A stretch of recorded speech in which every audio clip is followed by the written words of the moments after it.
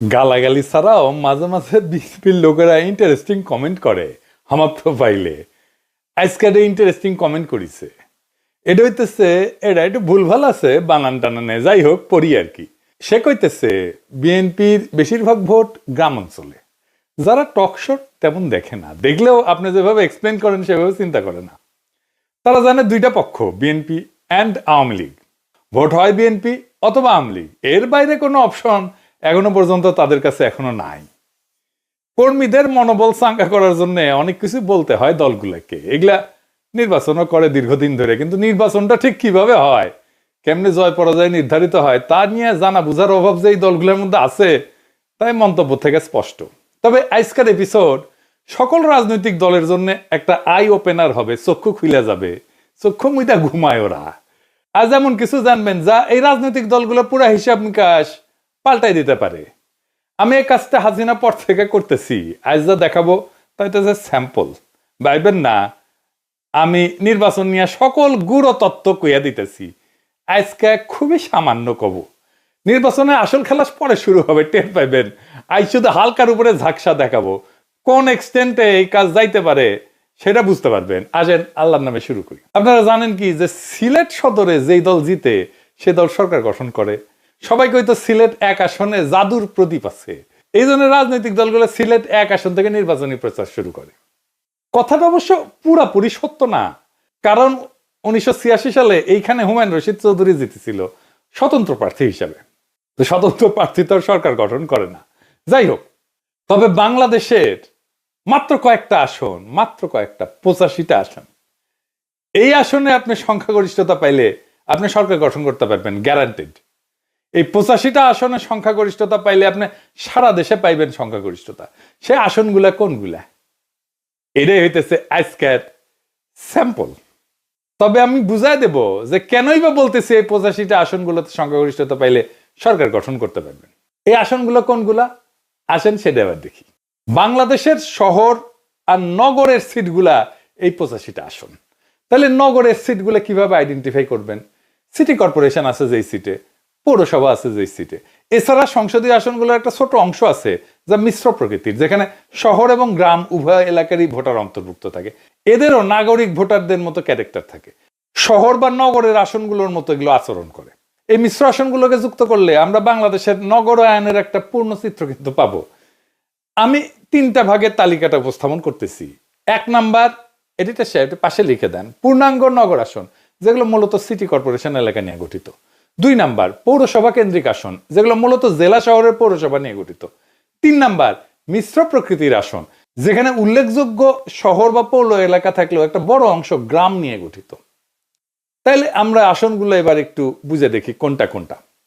1 number, পূর্ণাঙ্গ নগর আসন, যেগুলো সিটি কর্পোরেশন ভিত্তিক। এই আসনগুলো প্রায় সম্পূর্ণভাবে সিটি কর্পোরেশন এলাকার মধ্যে অবস্থিত। ঢাকা বিভাগে যেমন ধরেন ঢাকা 4, ঢাকা 5, ঢাকা 6, ঢাকা 7, ঢাকা 8, ঢাকা 9, ঢাকা 10, ঢাকা 11, ঢাকা 12, ঢাকা 13, ঢাকা 14, ঢাকা 15, ঢাকা 16, ঢাকা 17, ঢাকা 18, গাজীপুর 2, নারায়ণগঞ্জ 5। এইগুলো হইতেছে ঢাকা বিভাগের সিটি কর্পোরেশনের আসন। চট্টগ্রাম বিভাগ, চট্টগ্রাম 9, চট্টগ্রাম 10 এবং চট্টগ্রাম 11। রাজশাহী বিভাগ, রাজশাহী 2। খুলনা বিভাগ, খুলনা 2। সিলেট বিভাগ, সিলেট 1। বরিশাল বিভাগ, বরিশাল 5। রংপুর বিভাগ, রংপুর 3। ময়মনসিংহ বিভাগ, ময়মনসিংহ 4। মোট পূর্ণাঙ্গ নগর আসন যা সিটি কর্পোরেশন এলাকা, এটা 26টা। এরপরে আসেন পৌরসভা কেন্দ্রিক আসন, এটা মূলত জেলা শহর ভিত্তিক। এই আসনগুলোর কেন্দ্রবিন্দু হইল সংশ্লিষ্ট জেলা শহরের পৌরসভা। ঢাকা বিভাগে যেমন নরসিংদী 1, টাঙ্গাইল 5, কিশোরগঞ্জ 1, মানিকগঞ্জ 3, মুন্সিগঞ্জ 3, রাজবাড়ী 1, মাদারীপুর 2, শরীয়তপুর 1, ফরিদপুর 3। চট্টগ্রাম বিভাগে কুমিল্লা 6, ব্রাহ্মণবাড়িয়া 3, চাঁদপুর 3, নোয়াখালী 4, ফেনী 2, লক্ষ্মীপুর 3, কক্সবাজার 3। রাজশাহী বিভাগ বগুড়া 6, পাবনা 5, সিরাজগঞ্জ 2, নওগাঁ 5, নাটোর 2, চাঁপাইনবাবগঞ্জ 3, জয়পুরহাট 1। খুলনা বিভাগ যশোর 3, সাতক্ষীরা 2, বাগেরহাট 2, কুষ্টিয়া 3, ঝিনাইদহ 2, চুয়াডাঙ্গা 1, মেহেরপুর 1, নড়াইল 1, মাগুরা 1। সিলেট বিভাগ সুনামগঞ্জ 3, মৌলভীবাজার 3, হবিগঞ্জ 3। বরিশাল বিভাগ পটুয়াখালী 1, ভোলা 1, পিরোজপুর 1, ঝালকাঠি 2, বরগুনা 1।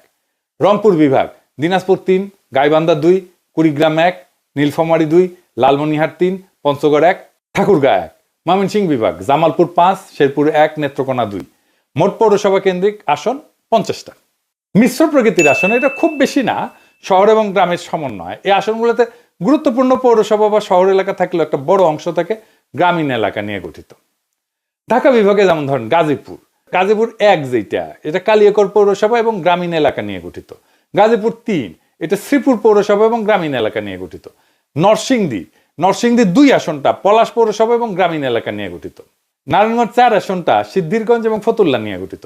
চট্টগ্রাম বিভাগে চট্টগ্রাম 8, এটা বোয়ালখালী পৌরসভা এবং সিটি কর্পোরেশনের আংশিক নিয়ে গঠিত। রাঙামাটি, খাগড়াছড়ি আর বান্দরবান এই 3টা পার্বত্য জেলার আসনগুলা সদর পৌরসভা থাকলেও এলাকা গ্রামীণ এবং পাহাড়ি। খুলনা বিভাগে খুলনা 3, এটা খালিশপুর শিল্পাঞ্চল এবং দিঘালিয়া উপজেলার অংশ নিয়ে গঠিত। মোট মিশ্র প্রকৃতির আসন হইতেছে 9টা। সব মিলায় নগর, পৌর এবং মিশ্র আসন মিলায় মোট আসন 85টা।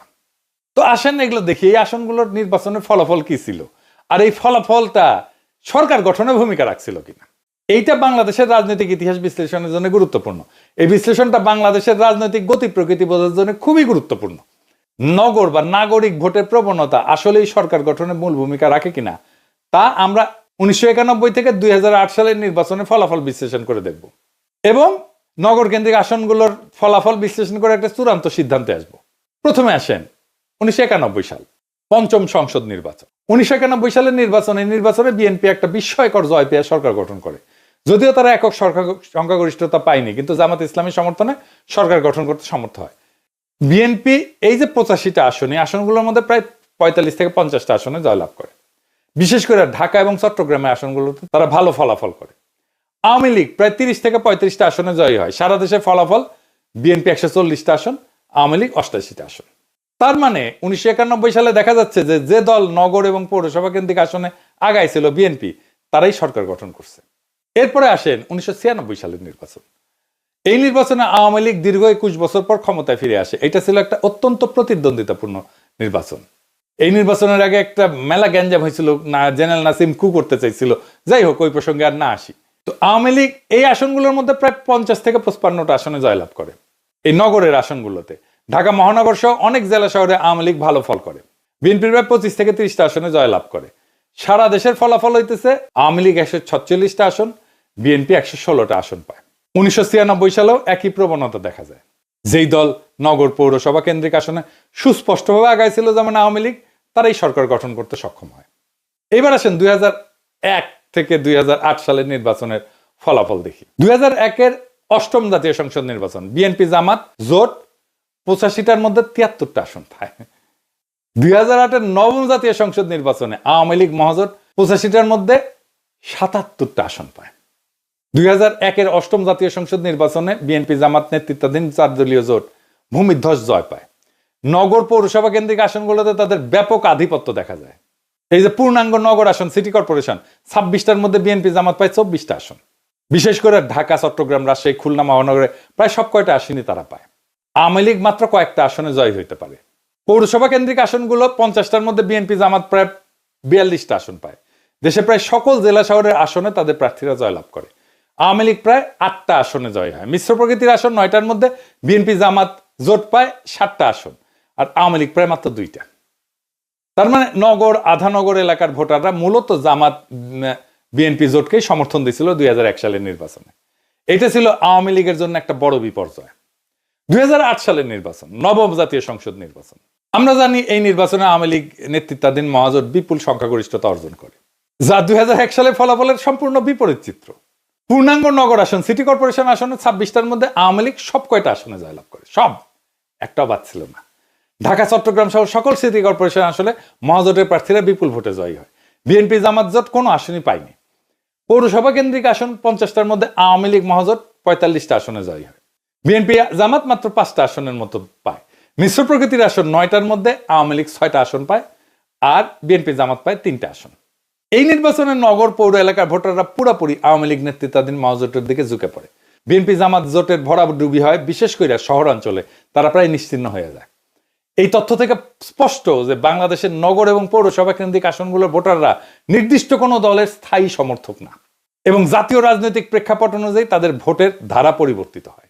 তো এই চারটা নির্বাচনের আলোকে ফলাফল বিশ্লেষণ করলে একটা সুস্পষ্ট প্যাটার্ন বা ধারা লক্ষ্য করা যায়। এটি শেষে পাশে একটা টেবিল করে নির্বাচনের বছর, নগর আসনে বিজয়ী সরকার গঠনকারী দল এবং নগর আসনের ভূমিকা। 1991 নগর আসনে বিজয়ী বিএনপি, সরকার গঠনকারী দল বিএনপি। নগর আসনের ভূমিকা কি? নির্ণায়ক ভূমিকা। 1996 নগর আসনে বিজয়ী আওয়ামী লীগ, সরকার গঠন আওয়ামী লীগ। নগর আসনগুলোর ভূমিকা নির্ণায়ক। 2001 নগর আসনে বিজয়ী বিএনপি জামাত, সরকার গঠন করে বিএনপি জামাত, নগর আসনের ভূমিকা নির্ণায়ক। 2008 নগর আসনে বিজয়ী আওয়ামী লীগ, সরকার গঠন করে আওয়ামী লীগ মহাজোট এবং নগরের আসনগুলোর ভূমিকা নির্ণায়ক। এই চারটা অবাধ এবং প্রতিদ্বন্দ্বিতাপূর্ণ নির্বাচনের ফলাফল বিশ্লেষণ করে এটা সুস্পষ্টভাবে প্রতীয়মান হয় যে দল বা জোট বাংলাদেশের নগর বা পৌরসভা কেন্দ্রিক আসনগুলোতে আগায় থাকে তারাই সরকার গঠন করে। এরাই মূলত সুইং ভোটার। এই আসনগুলো কোনো দলের একচেটিয়া না। এর কারণ কি হইতে পারে? এর কয়েকটা সম্ভাব্য কারণ হইতে পারে। এক নম্বর হইতেছে জাতীয় ইস্যুতে সংবেদনশীলতা। শহরের ভোটাররা জাতীয় পর্যায়ের রাজনৈতিক অর্থনৈতিক ইস্যুতে বেশি সচেতন এবং সংবেদনশীল হন। তাদের ভোট জাতীয় প্রবণতার একটা শক্তিশালী নির্দেশক হিসেবে কাজ করে। 2 নম্বর মিডিয়ার প্রভাব। গণমাধ্যম, সামাজিক যোগাযোগ মাধ্যমের প্রভাব শহরাঞ্চলে বেশি, যা জনমত গঠনে গুরুত্বপূর্ণ ভূমিকা রাখে। 3 নম্বর হচ্ছে সুইং ভোটার। গ্রামীণ এলাকার চেয়ে শহরাঞ্চলে সুইং ভোটার বা দোদুল্যমান ভোটারের সংখ্যা বেশি। এই ভোটারেরা নির্দিষ্ট কোনো দলের প্রতি অনুগত না থেকে পরিস্থিতি অনুযায়ী ভোট দেন, যা নির্বাচনের ফলাফল নির্ধারণে ভূমিকা রাখে। আরেকটা বিষয় হইতেছে যে এই শহরে যারা থাকে তাদের সাথে গ্রামের একটা যোগাযোগ থাকে। তারা গ্রামে যায়, আসে। গ্রামের ছাত্ররা শহরে আসে, পড়াশোনা করে, তারা গ্রামে যায়, তাদের মতামত রাখে। এইভাবেই গ্রামের উপরে শহরের একটা ভূমিকা পড়ে। আরেকটা কারণ হচ্ছে গ্রামীণ ভোটাররা স্থায়ী, কিন্তু নগরের ভোটাররা স্থায়ী না। তাই নগরের ডেমোগ্রাফি প্রতিনিয়ত পরিবর্তিত হয়। যে আসনগুলোতে জিতলে সরকার গঠন সুনিশ্চিত তাকে বলা হয় বেলওয়েদার আসন। সুতরাং নগর পৌরসভা কেন্দ্রিক আসনগুলোতে বাংলাদেশের নির্বাচনের বেলওয়েদার বা নির্ধারক হিসেবে বিবেচনা করা যেতে পারে। তার উপরে আরো কিছু ইস্যু যুক্ত হয়েছে, যেমন ধরেন জেনজি ভোটার হয়েছে এইবার। হাসিনা আমাদের ভোট দিতে দেয় নাই, তাই এবারে ভোটে কোনো রাজনৈতিক দল ন্যূনতম মাত্রায় কারচুপি বা ভোট কেন্দ্র দখল করতে পারবে না। Full stop. ভারত ইস্যুতে রাজনৈতিক দলের অবস্থান ভোটের ক্ষেত্রে ভূমিকা রাখবে। এই নির্বাচনে সোশ্যাল মিডিয়া বিরাট ভূমিকা পালন করবে, যাকে বিএনপি শুরুতেই শত্রু বানায় ফেলছে। আর এই নির্বাচনে প্রখর মেধার অল্প কিছু রাজনৈতিক মানুষ যদি নির্বাচনে কোনো দল বা জোটকে বিজয়ী দেখতে চায় আর সেইভাবে তাদের সাহায্য করে বয়ান তৈরি করে দিতে, তাহলে সেই দল বা জোট জিতবে। লিখে রাখতে পারেন। এবারের নির্বাচন ক্ষমতার না, নিয়তির লড়াই। এইবার খেলা শুধু গণনায় হবে না, হবে বুদ্ধি, কৌশল আর সাহসের খেলায়। বিএনপি যদি ভাবে গ্রামেই তাদের ভোট আর সেই ভোট দিয়ে সরকার গঠন হবে, তাহলে তারা ভুল করতেছে। আর যারা শহরের কিছু বক্তৃতার ফেসবুক লাইভ দেয়া জিতবে বলে মনে করতেছে, তারা বোকা স্বর্গে বাস করতেছে। জয় হবে তাদের যারা অন্তঃসার শূন্য দলান্ধতা ভাঙ্গা একটা বড় রাজনৈতিক ফ্রন্ট তৈরি করতে পারবে। যারা বুঝবে এবার শুধু পুরনো রাজনৈতিক শক্তি, ভারতের সম্প্রসারণবাদের দেশীয় ল্যাসপেন্সারদের হারালেই হবে না, মানুষকেও জয় করতে হবে। হয়তো এখনো বিএনপি সংখ্যায় খানিকটা আগায়, কিন্তু এই সংখ্যা কিছুই না যদি চিন্তা না থাকে, যদি বয়ান না থাকে, যদি মেধার নেতৃত্ব না থাকে। এই লড়াই শুধু পোস্টার আর মিছিলের না, এই লড়াই বয়ানের, আদর্শের, প্ল্যানের, দখলের। আর যারা শহরের ভোটারদের সোশ্যাল মিডিয়াকে শত্রু মনে করে, তারা বুঝে না নতুন ভোটারদের যুদ্ধ এখন ফোনের স্ক্রিনে শুরু হয় আর মাঠে গিয়ে শেষ হয়। কিন্তু এখনো সময় আছে। যারা পুরনো ব্যবস্থার পতন চায়, নতুন রাষ্ট্র করতে চায়, যারা সত্যিই জিততে চায়, তাদের দলের বাইরের দেশপ্রেমিক শক্তিগুলোকে সাথে নিতে হবে। একটা ঐক্যবদ্ধ ফ্রন্ট গঠন করে মেধার শানিত অস্ত্র নিয়ে মাঠে নামতে হবে। কারণ এইবার জয় হবে তারা যারা ভয় পায় না আর বিশ্বাস করে জনগণের শক্তিতে, যারা প্রখর মেধায় বলিয়ান। ইনকিলাব জিন্দাবাদ।